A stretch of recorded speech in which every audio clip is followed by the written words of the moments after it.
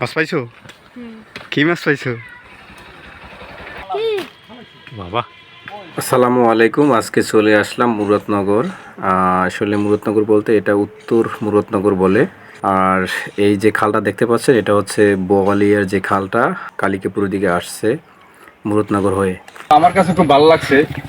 আমি আসলাম শুনে আর কি, আসার পর দেখলাম যে আসলেই চারপাশে যে খালটা এখানে মানে দেখার মতো, মানে মন ফ্রেশ, ভালো লাগবে। তো আপনারাও চাইলে আসতে পারেন। জায়গাটা কিন্তু আসলে অবাক। যদি মন খারাপ থাকে ভালো হয়ে যাবে এখানে আসলে। ঠিক আছে, আসতে পারেন, আমরা চলে আসছি, আপনারা আসতে পারেন। আর এখানে আপনি গাড়ি নিয়ে আসতে পারবেন, কোনো সমস্যা নেই। ভাই আমরা একটা গাড়িটা সামনে দিয়ে চলে যান। গাড়ি নিয়ে আসতে পারবেন, রাস্তা পাকা আছে। ঠিক আছে, একবারে ঘুম ঘুম করে চলে আসতে পারবেন, কোনো সমস্যা নেই, কাদা নাই, কিচ্ছু নেই। আর আইসা ঘুরে ফিরে যাইয়েন, খুব ভালো লাগবে। এখানে আসলে আপনি অবশ্যই দেখতে পারবেন যে খালের পাড়ে পাড়ে অনেক বর্ষিয়ান বড়শি দিয়ে বিভিন্ন ধরনের মাছ ধরতেছে। আমার সামনে যে এক কাকাকে দেখতে পাচ্ছেন সে বড়ি দিয়ে মাছ ধরতেছে। আসলে সে এখন মাছ ধরার জন্য প্রস্তুতি নিতেছে, বিভিন্ন ধরনের চড়া, কেঁচো, তারপরে বিভিন্ন সামগ্রী উপাদান নিয়ে সে মাছ ধরানো তৈরি হচ্ছে।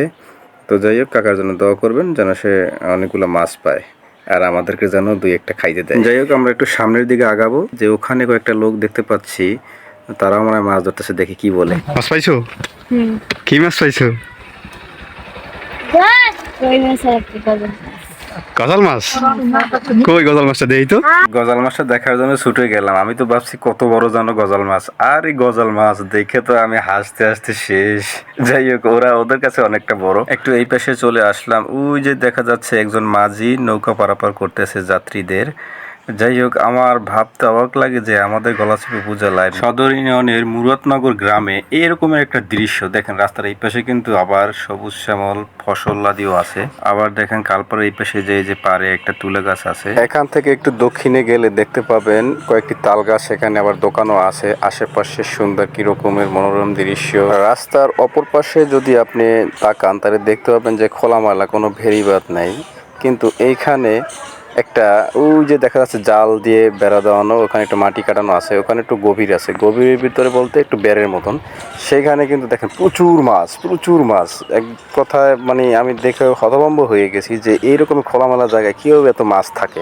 এই মাছগুলো কোথাও যায় না, আর দেখতে কিন্তু খুব ভালো লাগে। তাই যাই হোক, আমি খুব এনজয় করলাম আসলে মাছগুলোর সাথে। দেখবেন আমি মাছটা ধরতে যাই, তারা কেমন করে আমার সাথে, মাছ এমন আমার সাথে একটা বিহেভ করছে যেটা মাছ মানুষের সাথে করতে পারে না, সেটা আমার সাথে করছে। যাই হোক, এখানে আজ এই পর্যন্ত। আপনারা ভালো থাকবেন, আল্লাহ হাফেজ, দোয়া করবেন আমার জন্য।